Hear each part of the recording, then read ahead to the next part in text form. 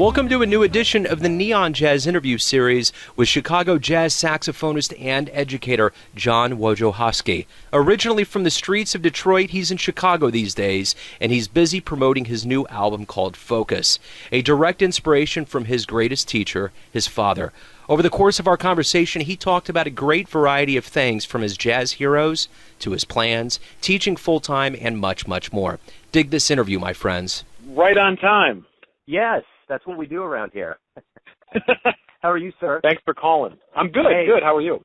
Hey, good, man. Thank you for taking some time to talk with me. I really appreciate it. My pleasure. So I'm going to go ahead and dive right in here. Okay. First of all, let me just get a general idea. What's been going on with you lately? Right now I'm sort of consumed with getting the word out about this recording. Yeah. And also, working on booking the band to play outside of Chicago, which is a little tricky because I teach full-time at a high school. So, Yeah. But that's been sort of what has consumed me of late. What was kind of the creative forces, so to speak, that went into this release? Actually, the creative force was I did a record back in 2009, and it did pretty well, but I put it out myself. It wasn't on a label. And once the cycle of that recording had kind of lived its life after a couple of years, I guess, in talking to my friends, other artists and jazz musicians, I think everybody reaches a point in their career, and I think it tends to happen somewhere in your mid-30s, where you sort of look around and you think that maybe more would have happened artistically than it has. I thought, I don't know if I'm ever going to bother doing another recording because it's expensive and, is the juice worth the squeeze, et cetera, et cetera. So fast forward to 2 years ago, my dad had gotten cancer. And actually, it went pretty quick. He was in a time of, between he was diagnosed with, actually it was stage 1 lymphoma. Between being diagnosed with it and the day he died was almost 4 months to the day. Wow. And I think a lot of that had to do with, because of what cancer is and the treatments you have to go through. Sure. Your immune system is I think he caught an infection. But yeah. At any rate, after that happened and after I had some time to reflect and, after kind of grieving that process, I kind of came to the realization that life is short, and I still had a lot to say as an artist. And in many ways, these recording projects these are documents of what you're doing, and they go on forever. And so it was like, I need to do another recording, and then another recording after that, and another recording after that. So that it was sort of an artistic impetus to kind of get moving again. Right on. And it was kind of the shot in the arm I needed, I think. So that was really the spur that got things going. So then, at that point, I had about a half a record's worth of material written. So I got writing again and wrote some more music, and actually booked a bunch of gigs for this group back in, this would be early 2014. And so we played a lot the first half of 2014 and kind of workshopped the music. And then with plans to go into the studio early 2015. So, yeah, we played that, and then we played the Chicago Jazz Festival last fall, went into the studio in January, and so now here we are. It's amazing the unpredictability of life, how it can spur you in ways you never thought would happen. Totally. That's a Yeah, great it's funny, story. the older I get, the more I realize the things that you hear older people talk about, how life really does influence your art, and it's really true. Yeah. But when you're a kid, you're just worried about playing the right notes over the right chords, and you don't really, I don't think you have necessarily enough life experience to realize that. That's the key to it. It's the wisdom that you accumulate over time. It's like when you hear someone like Sonny Rollins talk about still playing, how his views on things in the beginning. In fact, I've even heard interviews with Bob Dylan where, they ask about the music in the beginning, and he's like, listen, it was a different time. Things have changed. Right. I've gotten divorced. I've had kids. I've had mortgages. I wasn't there then, you know, and that's the beauty of the artistic process. It kind of follows your lineage of living and maturing and hopefully gaining wisdom through this life, you know. Right. So right. There's something to be said about that. So let's talk about your life. You started out in the Motor City. Talk to me a little bit about growing up in Detroit. Detroit is is it a great place to grow up in musically because for a variety of reasons. I think there is a certain element of funk, maybe, is the best way to put it, that permeates through all music there. So no matter what kind of music you play, there is there's this element of blues and kind of the African diaspora that's in everything. I think that's what made Motown what it was. Yeah. It was pop music, but it had this really heavy, not just jazz, but a kind of a soul jazz sort of vibe to it. So that's an important part of the music there, but also the community is, it's just, there's a lot of really great elder musicians. Well, there were more at that time than there are now. A lot of those guys are gone, but there's a lot of great, encouraging elder musicians who also will set you straight if you're not, really doing it right. And it was a really inclusive scene too, because it really didn't matter. You know, I got to play with people from all different walks of life, all colors, all just a really great integrated kind of scene. You know, if you could play, then you played, and that was sort of the bottom line. Yeah. So you kind of touched on your dad being the influence, which you probably didn't realize was going to happen, but in a very real sense, growing up, he was a sheet metal worker by day and a jazz organist by night, channeling the vibes. Yeah, sort of. Patterson. That's in the in my bio it says that, and that's partly true. By the time I was a young kid, he wasn't really playing anymore. Gotcha. But previous to that, before I was on the scene, and then also when I was really young, he was working 40 hours a week, doing sheet metal layout, and then playing 6 nights a week on the organ. So, yes, that's true, but I just don't want people to think this was like an ongoing thing. Right. And, well, so he has the Hammond B3. You end up picking the sax. How did that come about? The funny story is that initially, actually, when he asked me, I showed a little aptitude, I think, because he had this melodica laying around, and I picked it up and I figured out how to play the theme song from Dr. Zhivago on Some More My Love, because my grandmother really liked that song. Yeah. Being of Polish heritage, she enjoyed the polkas. So when he asked me, he figures out, there's some musical aptitude here. This kid's got an ear, and he kind of figured this out just by messing around on the melodica. So he said, what instrument do you want to play? And I think at that point I was 8. And so my initial reaction, because I thought, when you're 8 and you want to please your grandmother, I said, how about the accordion? Now, he had started on the accordion when he was a kid. And he says, let's pick again. So I picked saxophone because he used to play these recordings of Don Patterson with Sonny Stitt. And I think I was drawn to that sound. And so that's why I wanted to play saxophone. It's because of Sonny Stitt, who is still, I have, there's obviously favorite saxophone players, but when I get to the heart of it, man, Sonny Stitt is still, there's something about that touches you right in the heart, and just love Sonny Stitt. Yeah, absolutely. So when you were a kid, what did you dream about being when you grew up?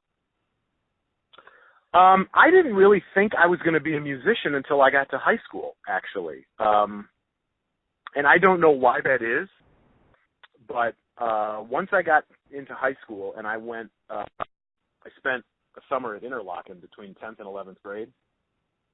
And after that, on the way home, I was in the car ride home, and I kind of realized that, man, that was, I just spent the summer doing music all day, every day. And that time went by awfully quickly. Yeah. I think that's maybe what my call. I mean, that's what I should do. That didn't feel. You know how people say, pick a career where it doesn't feel like work. Yeah. To me, that's what music is. It doesn't feel like work. It's something I would do anyway. So that's where I decided I'm going to be a musician. So cool. And just loving jazz music, I'm a jazz musician. Yeah. So was there an album, you mentioned Sonny Stitt, but was there a specific album growing up that kind of parted the curtains for you? Well, in terms of learning how to play, yes. Because I think I was in middle school, and I borrowed my dad's LP of Boss Tenors in Orbit, which is Sonny Stitt, Gene Ammons, Don Patterson, Billy James, and I can't remember who the guitar player is. I don't know if it's Grant Green or... But anyway, on that record they play Walkin', and I learned I just figured out by ear how to play the Gene Ammons and the Sonny Stitt solos off that record. And that was kind of the beginning of me learning some vocabulary. Sure.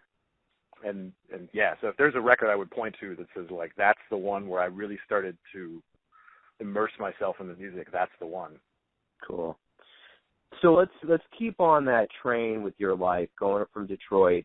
You migrate to Chicago. Talk to me about what that migration was like, how you embraced the scene there. What kind of happened when you got to Chicago? Well, there's a little bit of a detour first, because after college, I went to New York for a little bit. Okay. Because, of course, that's where everybody goes. And I really didn't like the living situation in New York City. It was just a little too, well, I shouldn't say a little. It was a lot too fast for me. And I just found it really overwhelming. Part of that could have been because I was only 22. Maybe it was too much at that point in my life. But, after spending 6 or 7 months there and realizing that I'm not going to be here for 30 years, and man, is it expensive here, I think I need to go back to Detroit and regroup. So I went back to Detroit, and that's where I started teaching in the public school, because I had gotten an education degree in college. We moved to Chicago because my wife actually had a potential job opportunity that didn't end up panning out, but I was kind of feeling in Detroit like I was playing the kind of gigs I was playing. I thought, okay, here I am. I'm in my late 20s. Where do I go from here? Is this really all there's going to be? So we talked about maybe moving here, and I already knew some people here. So we did. We moved here, and it didn't take long to meet up with some musicians who were, like-minded musicians, and start playing quite a bit. I think one of the first gigs I did, ironically, actually was an organ player named Dan Trudell. We played up in Milwaukee with a sort of an organ funky horn band he had at the time, with Clyde Stubblefield on drums. Yeah. And it's like you move to any town and you start playing. You play one gig and that leads to another gig, and you meet more people, and then the next thing you know, you're playing a lot. And I think the first year I was here, I played twice as many gigs as I did in Detroit the previous year, and I had just moved here, so I thought this is a good place to be. Yeah. Well, speaking of the Windy City, what's the greatest thing about living there and being involved with the jazz scene? Well, I think a couple things. One, some of the musicians here, and I'll point to the guys on the recording, Dana Hall, Dennis Carroll, Ryan Cohen, those guys are as good as anybody anywhere. I think specifically what's great about living here, as opposed to, say, New York, is you really are sort of allowed to have your own artistic identity, and people don't really get pigeonholed here. I think in New York maybe it's more difficult. People want to put you in a box. This guy's a straight-ahead guy. This guy, he plays more avant-garde. And it's very difficult, with the exception of only, it seems like, a few people out there, it's very difficult to be able to take elements of all those kinds of music and do what you think is you.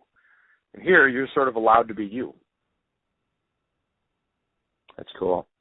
So talk to me a little bit about your tight-knit group with Dana Hall, Dennis Carroll, and Ryan Cohen. You guys have done a lot of work, and just talk to me about how you all came together and how the unit kind of gels the way it does. Well, let me start with Dennis, because Dennis is one of the first bass players I played with when I moved here. And so I think at this point I probably played with Dennis more than just about any other musician on the planet. So we both play in the Chicago Jazz Orchestra, and that's where we met. And so we played a lot, and the Bobby Broom's trio, right around that time when I moved here, was Dennis and Dana Hall. In fact, I remember the New Year's Eve before we moved here in the summer of 2002, and on the New Year's Eve between 2001 and 2002, I heard those guys on the radio because they were on NPR with Eric Alexander. So it was Bobby Broom's group with Eric Alexander. And I distinctly remember thinking, man, who is that drummer? That is out of this world. Yeah. So I'd been playing with Dennis, and then I had never played with Dana until we did a recording, actually, with this pianist named Joan Hickey, who, if you know who Joel Spencer is, Joel the drummer, Joan is his wife. So we were doing a recording project that Dennis recommended me for. And that's the first time that Dana and I played together, and I swear, man, it was like we had been playing together for years. Somehow we come from a place where I think we just hear music in a really similar way, and it just feels really natural. So and for me, that was kind of the base. Like I really latch on to drummers, and if I get a real important connection with a drummer, that's kind of the very first thing I need, at least when I'm putting my own group together. Sure. And then with Ryan, that was a little later on because I had wanted to work with him because I was so fascinated with his composing. I had all his recordings and had been checking out all his music, and we were trying to work together, and you know how something comes up and they call you and you can't do it. And it took a few years before we finally sort of got together, and then I was on his last project, The River, and was using him on some gigs, and I'll also be doing something with him next year. He's got another Chamber Music America grant with the sextet and strings. He's got such a great history of the music in his playing and his comping, but also he really comes at it from a sort of compositional element. Yeah. So we gelled that way. And he, of course, Chicago is a big scene, but it's not so big that people don't have a history of playing together. So that rhythm section, Ryan has played with Dana a lot in other situations, and also with Dennis. And of course, like I said, Dennis and Dana have been playing together probably now for 25 years. And then you put the four of us together, and to me, it feels like a band. We've been working together now with that unit. I've been playing with Dennis and Dana for over 10 years, but now with Ryan, it's probably 5 or 6 years we've been playing together. And, it doesn't feel like a pickup group to me. It feels like a band. And I think on the record, that shows on the record. Sometimes when you listen to records, it's like there's a certain element of unfamiliarity between the musicians. Yeah. I would like to think that comes through in this recording, that we're really communicating all the time. Yeah. Yeah, that's great. So I'm going to segue a little bit from your music now and go back into teaching. You mentioned you're a full-time teacher in St. Charles. What is your teaching philosophy with kids? My philosophy, because everybody's at a different level, and I'm teaching, I start my day teaching freshman woodwinds. I've got ninth graders. And then the last class I teach is the top jazz band here.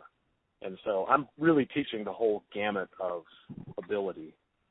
I think a couple things that I'm trying to do. Most of the kids are not going to be musicians, which is great, because I don't think with a shrinking music industry, there's not enough room for any more professional musicians other than the people that are really serious. Yeah. So what that means is, I think, first of all, I want to expose the kids to a lot of different kinds of music so that when they leave school, they are a more educated consumer of music. But I think the two most valuable lessons that they can walk away with from being part of a music program is, one, no matter what you do, you try to do that job. You're always pursuing doing things perfectly. You pursue perfection, and you really give it your all. The other thing I think music affords that really, the only other thing that comes close really is sports. But I think music on a much deeper level, just the ensemble experience, to really surrender yourself to the music and the ensemble and create something that's greater than the individual. Yeah. I don't think you can get that outside of music, other than maybe a little bit in sports. Yeah. But even sports, it's not quite the same thing. Because music, you're doing it solely for the sake of the art. There's no trophy. Yeah. And I think those are the two things that I really try to impart to the students, that, whatever you do, you try to do it really well. And then there's something about that ensemble experience that you take with you the rest of your life into other things that you do. Yeah. Who's taught you the most? Well, probably my dad, to be honest with you. He was a really wise guy, and I don't mean wise guy, but he was a really wise man. And it's hardly a day goes by where I don't think of something that he taught me, or even things that I'll tell my students. My dad used to say this, and it's true. He's probably, I would say he's probably my number one teacher in life, and even in music. Specifically music, I was really fortunate that when I was in high school, I studied with a guy named George Benson, who is still alive and still one of the standard. He's kind of one of the last guys standing of the old guard jazz musicians in Detroit. And I studied with him for a couple of years, and I was mostly an ear player when I got to him, and he really set me straight with putting what I knew were certain sounds and vocabulary to theory, so that I was able to apply what I was doing in different situations and not be lost. But he's one of the great ones that a lot of people don't know about if you don't happen to be from Detroit, Yeah, absolutely. Let me ask you this. You've thrown some names out like Sonny Stitt, George, and some other people that are heavy hitters in jazz. If you had the opportunity to go back in time and to witness a show, a musician at a venue, where would you go and what would you want to see? Okay, this might be surprising to you. And I will preface all this by saying this is an outgrowth of before. I'm back to doing band now because we hired an orchestra teacher, but the last 5 or 6 years I was teaching, in addition to jazz bands and theory, I was teaching a couple of orchestras. Yeah. And I ended up getting way into the music of Beethoven. I was completely fascinated with Beethoven because there's a certain economy and so much logic in his music that I just, every time I hear it, it sounds new to me. I hear new things that I never heard before, and I don't know how he does this because on its surface, sometimes it can be really, really simple. Yeah. So if there was a place I could go, man, I would love to be at their first big concert he put on in Vienna, where he played his first 2 symphonies. Yeah. Which just so happened hardly anybody was there because it was right around the time that Napoleon had invaded Vienna. Wow. So they had this big concert planned. But the first symphony starts with a dominant 7th chord, which nobody had ever started a symphony that way before. And I would love to see the reaction of the crowd to start that way.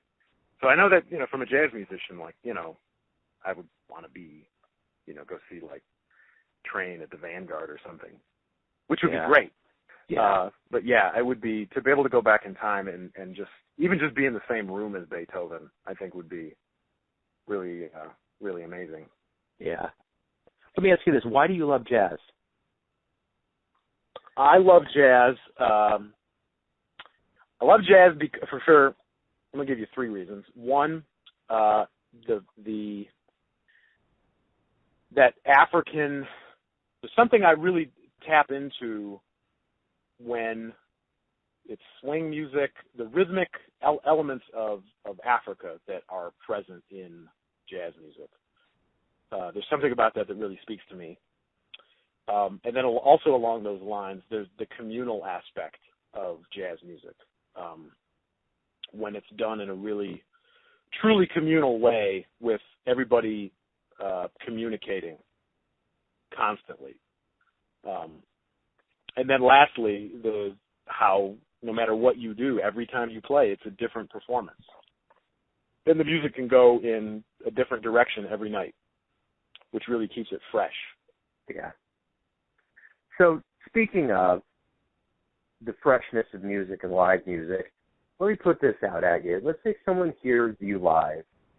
You're plugging your new CD, and they love it. They come home, and they're like, man, I saw this guy, and I want to know more about him. If someone was to go into Google and put a search in and come up with an immaculate package of who you are, and like a short bio of who you are and maybe a song or two, what would you pick? What would you say about yourself, and what would you pick for music? Well, I would say, boy, that's tough because who likes to talk about themselves?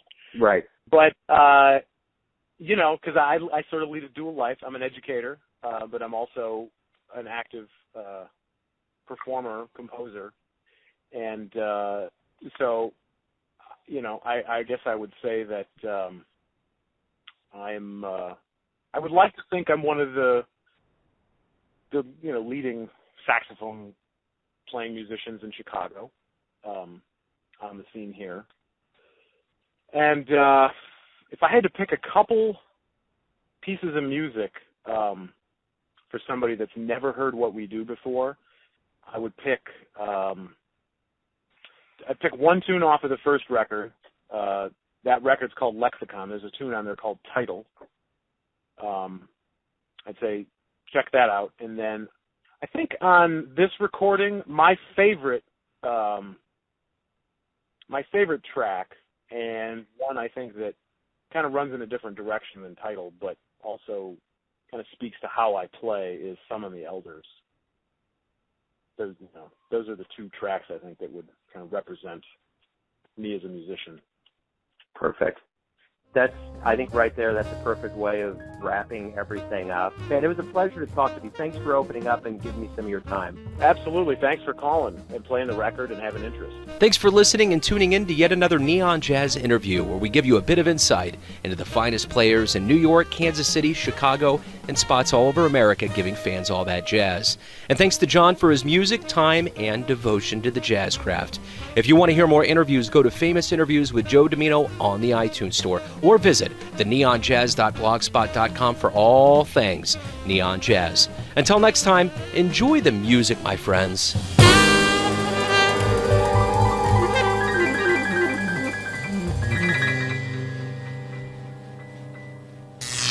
Neon Jazz.